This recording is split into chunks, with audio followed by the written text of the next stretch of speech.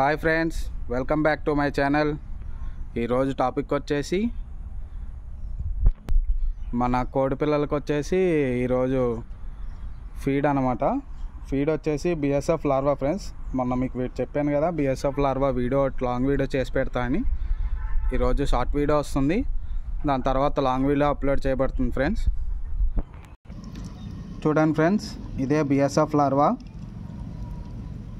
దీని తయారీ విధానం నెక్స్ట్ పార్ట్లో పెడతాను ఫ్రెండ్స్. మీకు దీన్ని ఎలా తయారు చేశానో, ఈ గ్రోత్ ఎలా వచ్చిందో మీకు అంతా లాంగ్ వీడియో అప్లోడ్ చేస్తాను ఫ్రెండ్స్.